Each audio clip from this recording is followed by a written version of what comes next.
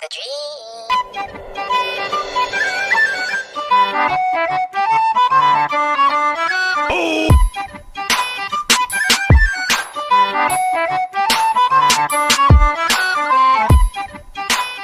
L'apprentissage est une modification de nos connaissances, compétences ou comportements qui se produit à la suite d'une expérience. Donc, l'apprentissage peut se résumer à créer et consolider des connexions.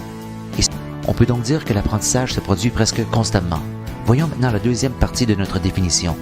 Le célèbre pédagogue Benjamin Bloom décrit 3 domaines d'apprentissage, c'est-à-dire les domaines cognitif, affectif et psychomoteur.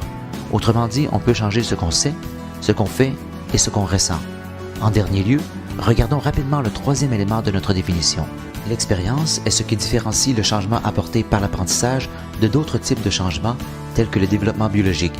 Donc, pour qu'il y ait apprentissage, le changement doit venir d'une interaction avec son environnement. En un mot, apprendre, c'est s'adapter par rapport à ses expériences précédentes.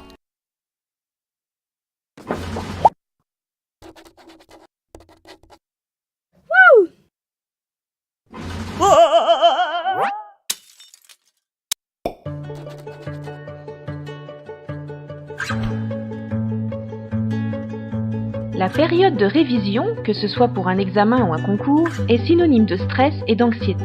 Souvent même, la mise au travail est encore plus difficile. Le fait de savoir quel type de mémoire on a nous donne plus de chances de bien l'utiliser et donc d'obtenir de meilleurs résultats.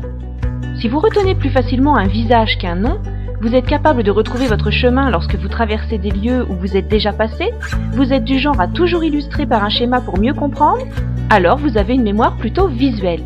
Dans ce cas, pour réviser au mieux, il est astucieux de jouer sur les couleurs et les croquis.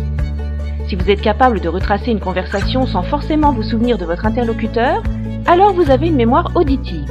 Dans ce cas, relire vos cours ou fiches à voix haute est une astuce qui marche très bien pour stimuler votre mémoire. N'hésitez pas à tout reprendre en traduisant l'ensemble du cours dans votre propre vocabulaire.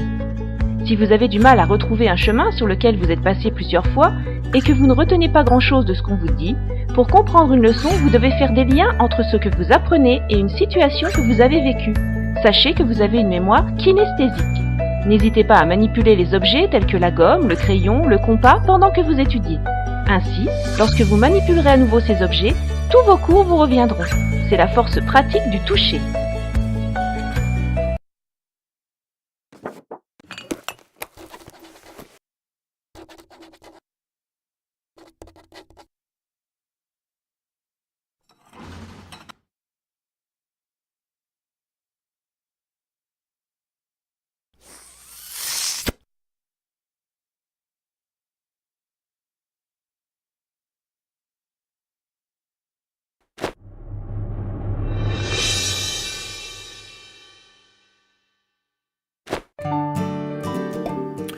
Nous allons voir comment est créé un cahier des charges et surtout pourquoi c'est essentiel.